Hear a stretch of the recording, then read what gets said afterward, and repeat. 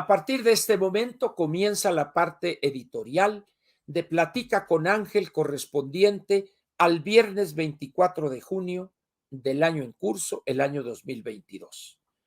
Empezamos pues, lo que dije como entrada, no desmerece, no es necesario repetirla, pero aquí empieza.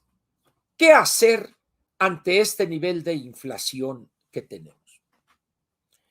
Quien se encarga de eso es excepción hecha de dos bancos centrales en el mundo, la Reserva Federal de los Estados Unidos y creo que es Nueva Zelanda, pero el resto de los bancos centrales en el mundo tienen una tarea central, un gran objetivo que es combatir la inflación.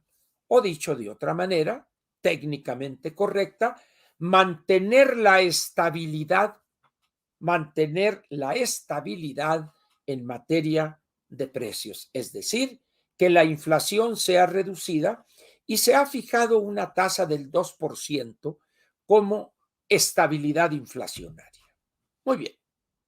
Pero hay dos países, decía, Estados Unidos y Nueva Zelanda, donde tiene el Banco Central un mecanismo dual, combatir la inflación y al mismo tiempo lograr el pleno empleo o crecimiento económico.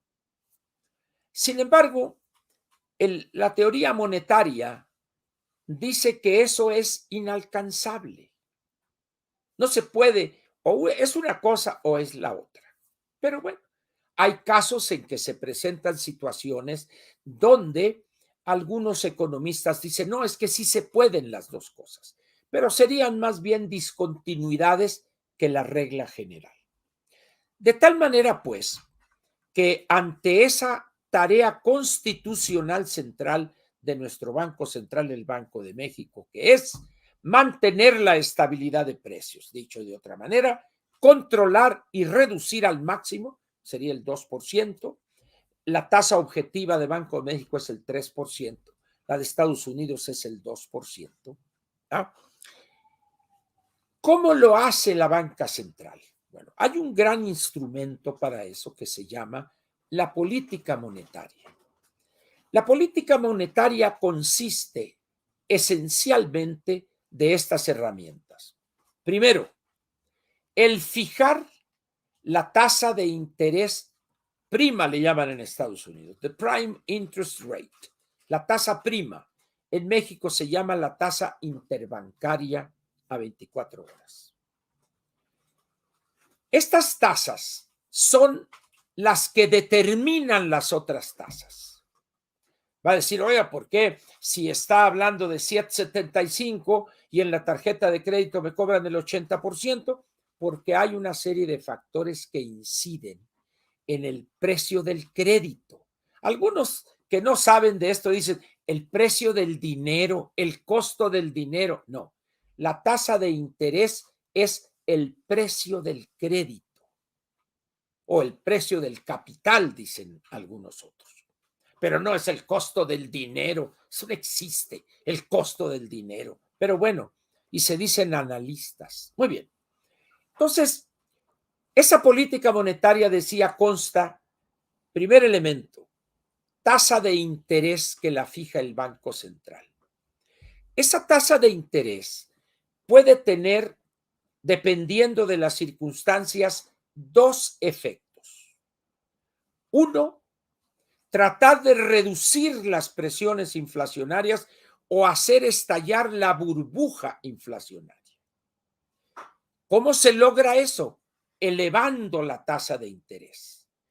Al elevar la tasa de interés, se estaría desestimulando la demanda. Se estaría desestimulando la demanda de crédito. Sería más caro pedir crédito. El precio del crédito subiría. Al subir Banco de México esa tasa de interés, la tasa prima, la tasa interbancaria. Por consiguiente, la gente que tenga pasivos tendría que pagar más, una cantidad mayor por los saldos vigentes de sus pasivos, de sus créditos. Al subir ese precio, habría menos consumo, menor demanda, y eso llevaría a los oferentes de bienes y servicios a mantener sus precios estables o incluso a bajarlos. ¿Por qué? Porque al tener menos dinero la gente, las personas, pues tendrían menos facilidades para consumir.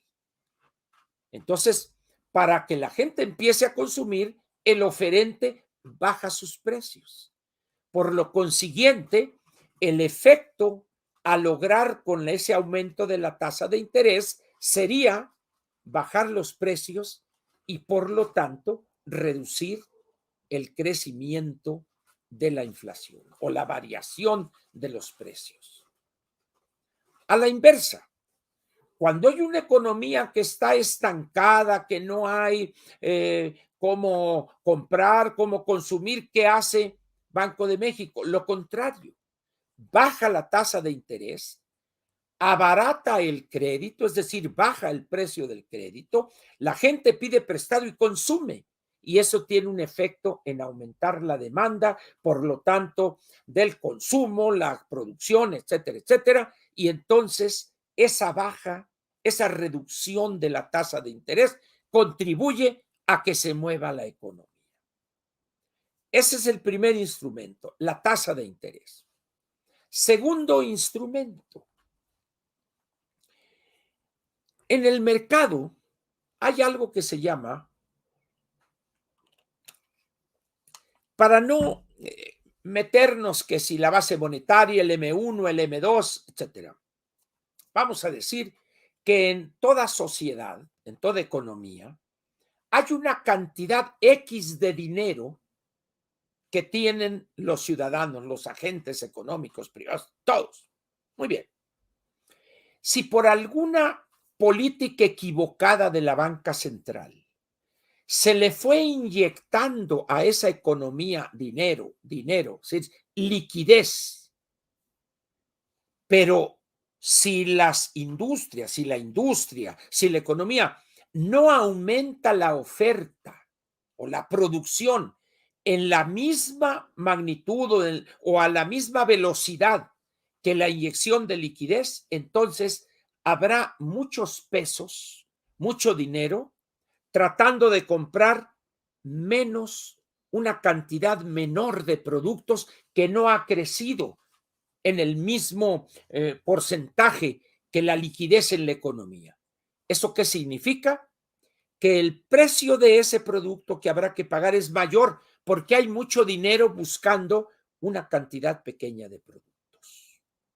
Entonces, Banco de México, con ese manejo inteligente de la liquidez que hay en la economía, es una especie de fine tuning, de afinar ese motorcito que es la economía. Ni tanto que queme al santo, ni tanto que no lo alumbre. Es decir, ni tanta liquidez que se caiga en el exceso, pero ni tan poca que se caiga en la escasez. Esa tarea de Banco de México de ir ajustando la cantidad de liquidez que hay en la economía para que no se estimule un crecimiento de los precios, pero que tampoco se castigue la adquisición de esos bienes, es otro de los instrumentos fundamentales de la política monetaria. ¿Y cuál sería el tercer elemento? Una combinación de los dos. No más que hay un pequeño problema, un efecto que pudiéramos llamar negativo. Vamos a suponer que ahorita México está en las vecindades del 8%. Muy bien. Y Banco de México extrema su decisión y dice, la tasa de interés no la subo 0.75%, la subo 2.3 puntos y la subo a 10%. En ese momento, el crédito se encarece tanto, el precio del crédito sube tanto que provocamos un choque en la economía. Y eso genera una recesión, un estancamiento pronunciado y prolongado de la economía. Vean ustedes entonces cómo la banca central tiene que ser cuidadosa la Junta de Gobierno. ¿Para qué? Debe aclararse aquí también lo siguiente. Es prácticamente imposible tumbar esas presiones, acabar con esas presiones inflacionarias o esos niveles del 7, 8, 10, 15, 20% sin provocar un periodo recesivo. Acuérdense ustedes de inflaciones del 80, 100, 150%, 158% que tuvimos en México. Se le llamó en aquel entonces un plan de choque. ¿Qué es un plan de choque? Es plantear detener de golpe la economía. ¿Y eso qué produce? Una recesión. Redujimos la inflación, pero también redujimos el crecimiento de la economía. Pero a partir de esta reducción, de este combate efectivo de la inflación, empezamos a crecer otra vez, pero ya de manera ordenada, ya con el Banco Central en el control completo de la tasa de interés y de la liquidez de la economía. De tal manera, pues, que hoy México se enfrenta a una situación de ese tipo y Estados Unidos también. Por eso allá se habla de la posibilidad 50-50, 50-50, de un periodo recesivo. ¿Para qué? Para reducir el nivel de la inflación, el nivel de crecimiento de los precios. ¿Y por qué debe hacerse esto? Si sabemos que va a provocarse un periodo recesivo, corto y no tan grave y profundo como el reciente, pero hay que hacerlo porque es peor la inflación que ese periodo recesivo. La inflación, si no se combate de una manera clara, firme, precisa y con un claro entendimiento de lo que significa, puede desbocarse la inflación. Y aquí entramos a algo que vale la pena señalar. El bulto declaró ayer, o creo que hoy en la mañana, y ya hay que decirle a Banco de México que ya invente otra cosa para combatir la inflación, no nada más la tasa de interés. La verdad, debo reconocer que el bulto cada día me convenzo, me sorprende más su nivel de estupidez. ¡Qué hombre tan tonto! ¡Qué hombre tan ignorante!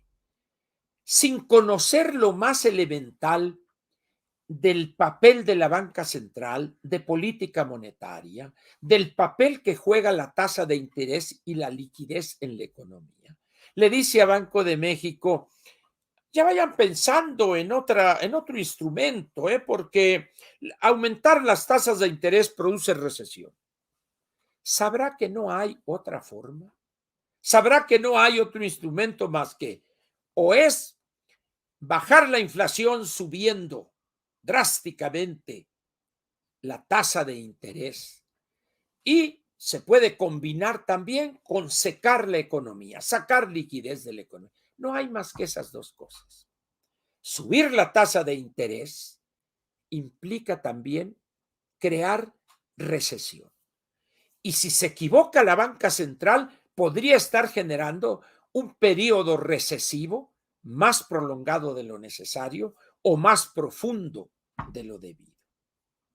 En esas condiciones, pues, no hay una receta que diga pura tasa de interés o secar la economía o pura o mucha recesión y no. Ahí es donde viene el papel que juegan los especialistas en política monetaria y su experiencia por haber participado en diferentes periodos de alta inflación y cómo se salió de esos procesos, de ese periodo, creando un nivel de recesión menor en el sentido de que sea una recesión corta y no tan fuerte como en ciertos periodos. México, por ejemplo, bajamos el 8.2% y todavía no nos recuperamos. Pero no es por problemas de Banco de México. Han manejado las cosas de manera inteligente, a pesar de las tonterías que ha afirmado una y otra vez Gerardo Esquivel. La ventaja es que hay ahí tres integrantes de la Junta de Gobierno y pues está ahí Gerardo queriendo hacerle que la equidad y la mentira que te eché. Y luego está la señora Victoria que pues la pusieron ahí, pero no tiene ni la experiencia, ni el empaque, ni el temple. Probablemente aprenda con el tiempo. Pero ahorita tenemos a los otros tres integrantes de la Junta de Gobierno, donde destaca el doctor Jonathan Heath y la doctora, ¿cómo se apellida la que fue canciller?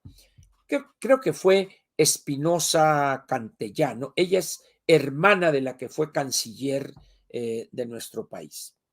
Y hay otra integrante de la Junta de Gobierno que lamentablemente no recuerdo su nombre. Pero ellos tres, creo que es García Borja, creo, la otra integrante. Esos tres son el pilar fundamental de la Junta de Gobierno. En ese sentido, pues, hay que entender el papel tan importante que juega la Junta de Gobierno, que es quienes dirigen realmente a la banca central, y el papel tan delicado que juegan. Por eso, estupideces como la del presidente que ya vaya buscando otra cosa, lo único que hace es lanzar una babosada y que sus seguidores, ignorantes igual o peor que él, le estén exigiendo a Banco de México, no, ya basta de subir la tasa de interés, ya, bájale y a ver, desarrolla otra cosa. La ignorancia en nuestro país es el gran problema, mucho más que la corrupción. Eso es lo que le podría decir yo a usted en relación con la pregunta planteada por usted. Pero vayamos a alguna cosa relacionada con esto también.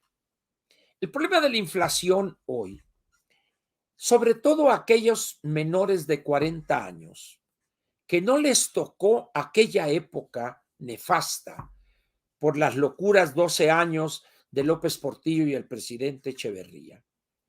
A partir del año 72, recuerden ustedes, 82, perdón, México vivió una situación sumamente compleja, sumamente compleja. López Portillo fue presidente del 76 al 82 y Echeverría 70-76. Cuando el presidente Echeverría llega a la presidencia de la República, la deuda externa estaba alrededor de los 5,000 millones de dólares. La dejó en 18, 19, 20,000 millones de dólares. Y López Portillo le entregó casi en nivel de 80,000 millones de dólares. De ese tamaño fue el problema que recibió el licenciado Miguel de la Madrid. De ese tamaño. Entonces, tuvimos una situación muy compleja y gracias a la formación de economistas que se habían educado, formado en las mejores universidades del mundo, específicamente de Estados Unidos, México tuvo que tomar, o sea, plantearon estos grandes economistas, medidas impopulares y dolorosas que se debieron tomar y eso logró que saliéramos de aquella situación. El papel que jugó el mismo presidente Miguel de la Madrid, un hombre formado en Hacienda y en Banco de México, el doctor Carlos Salinas, el doctor Ernesto Zedillo, Guillermo Ortiz, Rogelio Gascaneri y una playa de economistas que hoy los desprecian algunos, que neoliberales, pero no tienen idea del papel que agrego otros dos, el doctor Cárstenes, el doctor Francisco Gil Díaz, personas que con una visión y una claridad tomaron decisiones fundamentales para salir de esa etapa negra. Hoy, López y su ignorancia y los más ignorantes que lo rodean no se dan cuenta del daño que le hacen al estar planteando estupideces económicas que tanto daño nos causaron en el pasado. No es fácil la tarea de Banco de México. Yo les pediría que por favor revisen sus documentos, léanlos. El documento, el anuncio de política monetaria de este día 23 de ayer, es un documento interesante, corto, 2 cuartillas, y ahí vienen los pronósticos para el año, lo que resta del 22, el 23 y los 2 primeros trimestres del 24. Vale la pena leerlo. No tiene un lenguaje muy rebuscado y con una mínima información sobre la inflación y su nivel podrán ustedes entender. También el Centro de Estudios de las Finanzas Públicas tiene un documento que se llama Política Monetaria, Tasa de Interés, que vale la pena también leerlo. Entonces, es importante, pues, que estemos informados para no caer en las tonterías que plantea el bulto.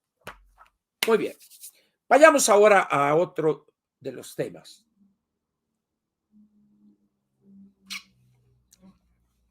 Este que es el más fácil y corto. Es el de esta segunda carta que mandaron, o al menos ahí aparecen 10 nombres. No aparece firma alguna. Me extraña a mí que estos personajes que han estado 40, 50 años en la política mexicana, bateándola, que es un contento, diríamos en mi tierra, tengan un desprecio hoy tan burdo de las formas, del respeto a las formas. Cuando estuvieron al frente del Partido Revolucionario Institucional, respetaban las formas, exigían que se respetaran las formas. Y ahora simplemente suben algo con unos 10 nombres, no hay una sola firma, un documento donde, pues, quién sabe a quién se lo entregarían, no tiene acuse de recibo, simplemente se lo dirigen al ciudadano presidente del Comité Ejecutivo Nacional y le ponen atentamente ahí 10 nombres, 2 párrafos mal redactados, poco claros. ¿Y cuál fue la respuesta del dirigente de ese partido? Fue muy sencilla. En la próxima reunión del Consejo Político Nacional serán invitados cada uno de esos 10 a que asistan a esa sesión del Consejo Político, porque ellos, por las posiciones que han ostentado antes, automáticamente forman parte del Consejo Político. Y dada la importancia que le dan a sus planteamientos, es mejor que los hagan ante el Consejo Político Nacional, que es la autoridad máxima o una de la autoridad cuando no está la Asamblea General de ese partido. Que expongan en la parte correspondiente a asuntos generales las ideas, las críticas, los señalamientos. Muy bien. Pero luego tenemos titulares de notas periodísticas que rayan en el amarillismo. El periódico Reforma, en su edición electrónica, dice: presionan exdirigentes del PRI a Alito con nueva reunión. ¿Presionan? Pues yo leí el texto y lo único que veo es, pues como ya nos reunimos y dijimos que nos íbamos a seguir, vamos a volvernos a reunir. ¿Presión?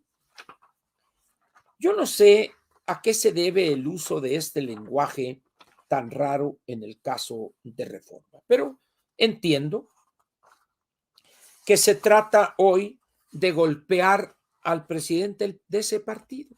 Está bien, es parte de la lucha política, pero como diría el clásico, ni le pegan a un manco ni van a ir lejos por la respuesta. Pero lo importante aquí, ¿qué es? ¿Qué es lo que quieren?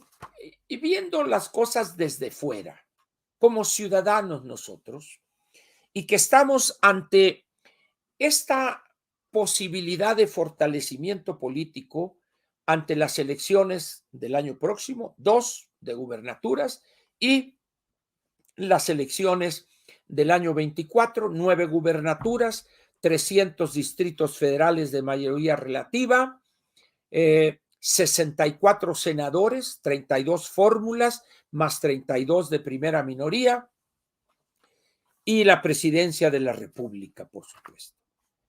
Es raro, pues, que este grupo, pues en esencia lo que quieren es descabezar al PRI. Y me preguntaba un amigo el otro día, cuando estábamos platicando sobre el tema, una persona que le entiende al asunto, y le decía yo, oye, le digo, tú conociendo a estas personas, ¿a quién crees tú que propondrían para sustituir al presidente actual del Consejo, del Comité Ejecutivo Nacional? Y me dice, mira, Ángel, no te miento si te digo que ni ellos mismos saben a quién pondrían. Y te voy a decir por qué. Porque como tú dijiste el otro día, me dice, te escuché en tu mañanera, tú lo dijiste con una claridad meridiana. Lo que estas personas quieren es o conservar el hueso que tienen, es decir, Beatriz Paredes, Claudia Ruiz Massieu, Osorio Chong, esos tres quieren repetir en el Senado de la República. Otros de los que no están, que no tienen hueso, Dulce María Sauri quiere tenerlo. Y está molesta, me dice con Alito, porque no le autorizaron reelegirse. Ya van 4. Pero tenemos al licenciado de la Vega Domínguez, pues él ya está más allá del bien y del mal. Ya van 5. ¿Quién más tenemos ahí? Una señorita Carolina Monroy. Pues que nadie la hacía en esta galaxia. ¿Quién sabe qué quiera? Si una diputación local o ser directora general ahí en el Estado de México, pero ya van 6. Los otros 4, el licenciado Humberto Roque Villanueva, pues yo no sé si estaría interesado en regresar. Es un hombre de vivir modesto, pues sería razonable. 6 años de senador, ya van 7. Roberto Madrazo, que pues no batalla para pagar la tarjeta a fin de mes y tiene un gran desprestigio, no sé si merecido o no, entre buena parte de la militancia porque él sí se agandalló la candidatura presidencial. Entonces, me dice, mira, así está la cosa, hombre. No nos equivoquemos. Lo que quieren es hueso. Pedro Joaquín Codwell, bueno, pues no le caería mal 6 años en el Senado de la República. Y Beatriz Paredes, bueno, pues le encantaría. No la quiere, le urge seguir ahí. Y así, déjeme ver el licenciado Beltrones, pues también, o ser diputado para ser coordinador, o ser senador para coordinar la fracción del PRI. Y César Camacho, bueno, pues César Camacho, entre que le da cuerda a esa colección de relojes finos, a regresar 6 añitos a batearla, pues. Pero todos ellos lo que quieren es eso, Ángel, hombre. No te equivoques tú también, me dice. Ellos lo que quieren. Y en el momento en que Alito les garantice eso, en ese momento van a dejar de joderlos. No lo sé, pero yo creo que de al menos 3, 4 de los de la lista, parece que con eso se conformaría. No importa si es un peroné, una tibia o un metatarso, pero lo que quieren es un huesito, aunque sea de chabacano. ¿Qué va a pasar en el momento en que se les invite a la junta o a la sesión del Consejo Político Nacional a los 10? Desde ahorita le digo, no van a aceptar ir. ¿Por qué? Miren, no es lo mismo estar sentados en una mesa y no mesa de cantina, ¿eh? Como el del brindis del bohemio. No es lo mismo estar alrededor de una mesa en el salón grande, no sé cómo se llama ahí en el PRI, donde está Alito y 2, 3 de sus del Comité Ejecutivo Nacional y están los 10 ahí. Pues ahí es fácil decir, oye, Alito, tú has hecho esto y no, que tú, porque acá, que acá, que acá. A estar en el auditorio Plutarco Elías Calles, mi paisano, y defender sus posiciones, que algunos, este amigo que les digo, indefendibles, defenderlos ante 500, 600 priistas, frente a los cuales algunos de esos 10 no solo son rechazados, algunos de ellos son odiados por esos militantes. Entonces, pues imagínense ustedes, pensemos en el licenciado Osorio Chong, que anda dando conferencias o anda aceptando entrevistas en todas partes. Imagínense a Osorio Chong con su tartamudez. Querer plantear de una manera sistemática, clara, precisa, un conjunto de ideas, pues que al menos yo nunca le he escuchado al licenciado Osorio Chong, planteamientos claros, objetivos, sistemáticos, nunca. Y lo que sí le he escuchado, pues son intentos de hablar, desde luego, con su tartamudez. En ese momento, pues, acabado.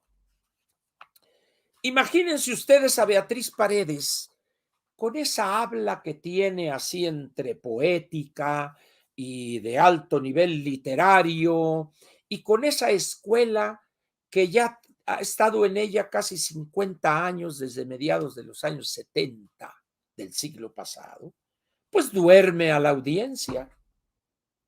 Y así, Carolina Monroy, pues yo nunca le escuché algo a la señora, estuvo un paso muy corto ahí. Y luego si escucha usted a César Camacho, Dios querido, y así. Entonces, pues dice uno, no es lo mismo estar en una mesa donde pues ahí se puede decir, está uno de manera coloquial hablando, a estar en el auditorio Plutarco Elías Calles, dirigiéndose a 600, 800, que como dije, muchos de los que están en esta lista no son bien vistos por esos integrantes del Consejo Político. Por eso no van a aceptar, no van a ir. Y le van a plantear, pues que le plantee, pues allá, que se arreglen ellos. Pero la verdad es que ya van 2 veces que fueron por lana y salen trasquilados. En ese sentido, se me hace que va Alito 2, el grupo de los 10, 0. ¿Cuántos goles se meterán más? No lo sé. Pero hasta ahorita las cosas para este grupo de los 10, y no son los 10 de Monterrey, no crean, ¿no? Aun cuando hay algunos que tienen lana para competirles a aquellos, ¿no? Tampoco crean que están indefensos en el terreno de las chequeras. Pero bien, vayamos ahora a lo que considero la parte fundamental de este editorial. Un hecho trágico, lamentable, fue el asesinato de los 2 sacerdotes jesuitas y un laico, como dijo el Papa Francisco, un guía de turistas, en la ciudad o en el pueblo de, yo me confundo y digo Urique, pero no es Urique. No sé, se me olvida siempre el nombre. Ya ve que esos nombres en Tarahumara, para mí al menos son difíciles de recordar. Pero en fin. Y en torno a eso, aparte de la condena a esta tragedia, a este trágico acontecimiento por parte del Papa, los obispos que integran la Conferencia del Episcopado Mexicano, elaboraron un duro y claro documento, no en contra del presidente, que no nos equivoquemos en eso, y que tampoco se equivoque el presidente. Es un documento de condena o de crítica a una política pública. Una política pública omisa, cobarde, y que lo único que hace es otorgar impunidad a los grupos delincuenciales que han hecho de la violencia cavernaria su divisa. Esa es la importancia de este documento. No es a López, hombre. Es a una política absurda para combatir la ilegalidad, no de ahorita de este gobierno, sino de ya tienen años, de estos grupos delincuenciales. Ese es el punto. Abrazos, no balazos y librazos es una de las grandes estupideces políticas de los últimos 70, 80 años en México. Es la cobardía hecha política pública. Es la renuencia a cumplir con su responsabilidad en materia de gobernación por parte de gobernante alguno en este país. Ese es López Obrador. Eso es lo que señalan de manera elegante, pulcra, los obispos que integran la Conferencia del Episcopado Mexicano. Escribe hoy en el Universal un excelente artículo Alejandro Ope, especialista non en materia de combate a la delincuencia. Y dice, algo se rompió, como dando a entender que habrá un antes y un después del asesinato de estos dos sacerdotes jesuitas. Un antes y un después. O decirlo de otra manera, se cruzó una línea roja en esto.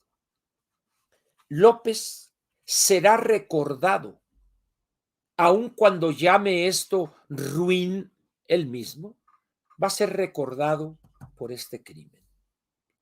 Capturen al chueco, lo maten en un enfrentamiento, lo que sea.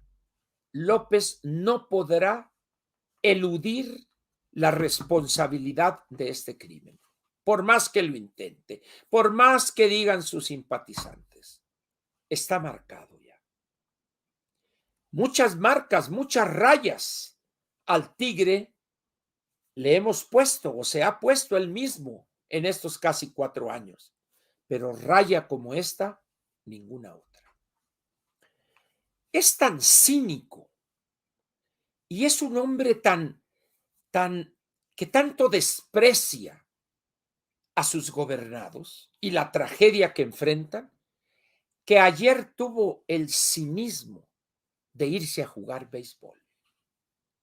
Dice uno, ¿qué le corre por las venas a esta persona? ¿Atole?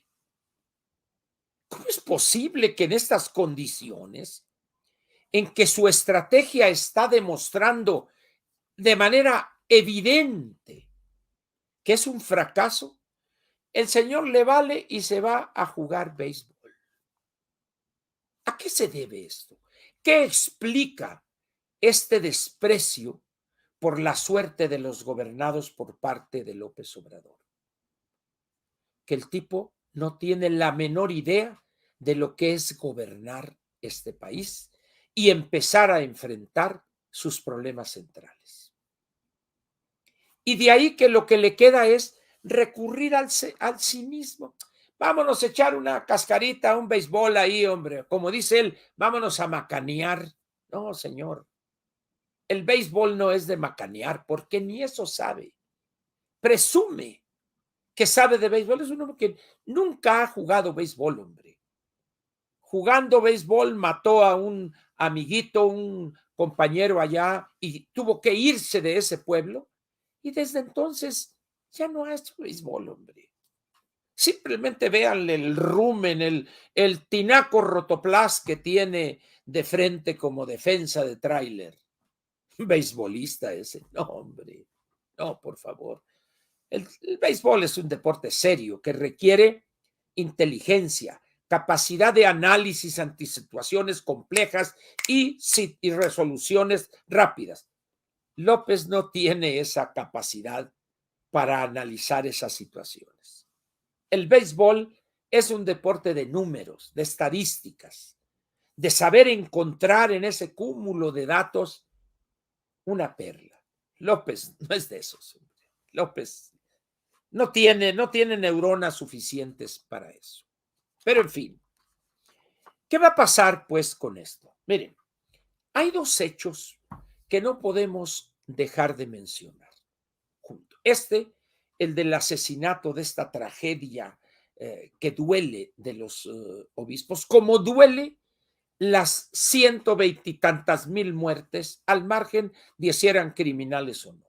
¿Por qué duelen todas? Por la incuria, por la irresponsabilidad y cobardía del gobernante. Pero hay una hace 3 días o una cosa así.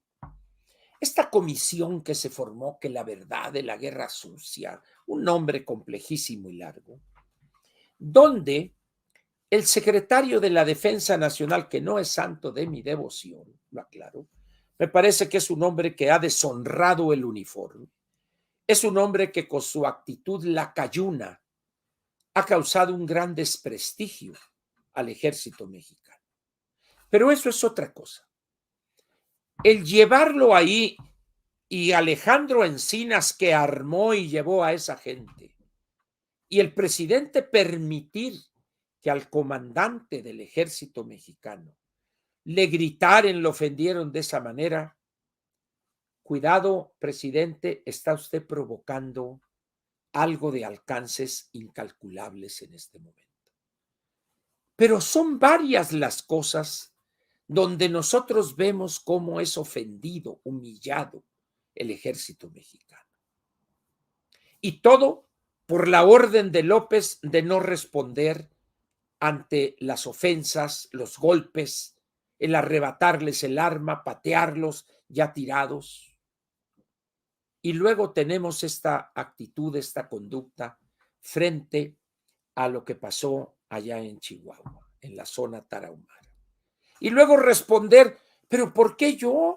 Si son crímenes, son delitos del orden común, son panistas estos. Qué vergüenza que un jefe de Estado reaccione de esa manera. Qué cobardía, qué cinismo. ¿Eso es lo que le aplauden sus babeantes seguidores?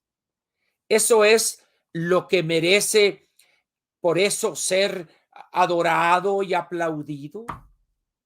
¿Qué tienen en el cráneo allá adentro? ¿Mierda? ¿Eso es lo que tienen?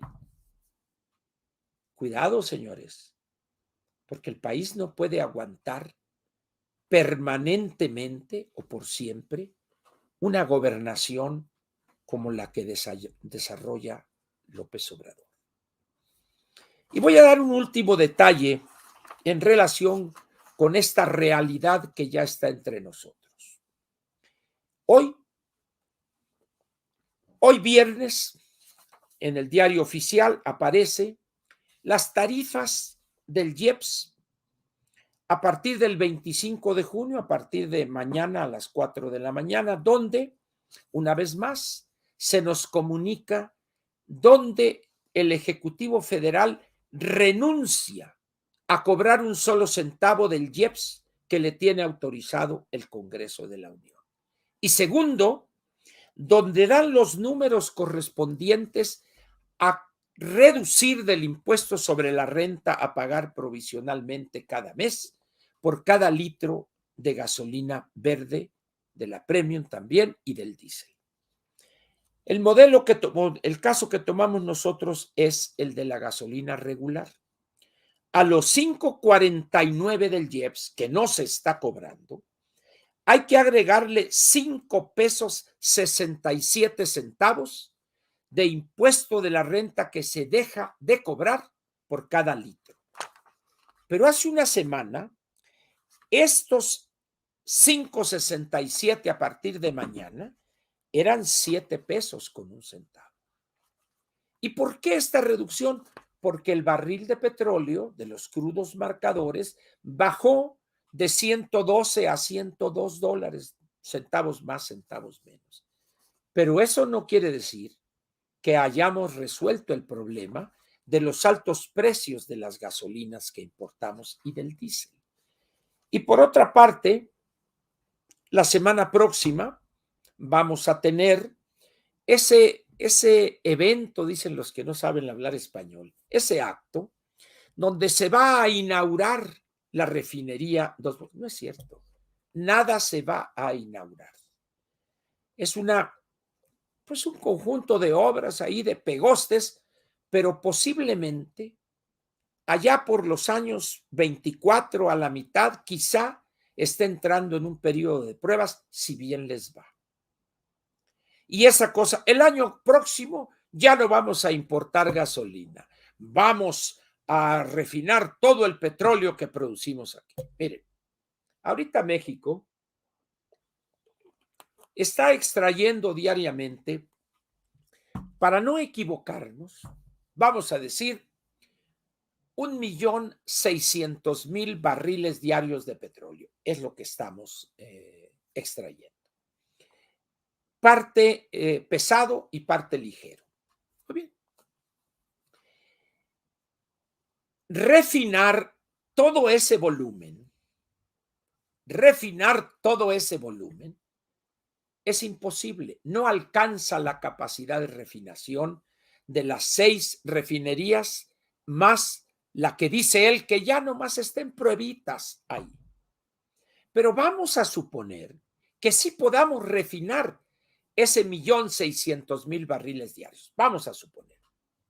¿Sabe usted que solamente podemos obtener el 30% de gasolinas de ese petróleo crudo?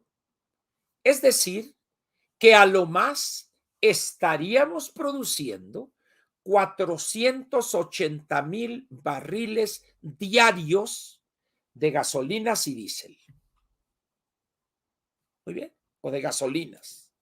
Pero resulta que el consumo diario de gasolinas es alrededor de 700.000 barriles diarios. ¿De dónde vamos a sacar ese diferencial? Tendríamos que importarlos. Es mentira lo que está diciendo el presidente. Pero hay personas que no solo aceptan eso como acto de fe, sino que quieren convencer a muchos mexicanos de esa mentira.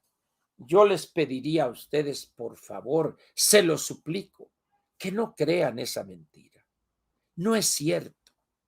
Es falso lo que dice el presidente. Y no van a tardar muchos meses para que usted se dé cuenta de que es correcto lo que le estoy diciendo y que lo dicen otros especialistas, no nomás yo. Prepárese pues para cuando ese balde de agua fría le caiga a usted encima, si fue de los ingenuos que le creyó a este mentiroso contumaz que es Andrés Manuel López Obrador.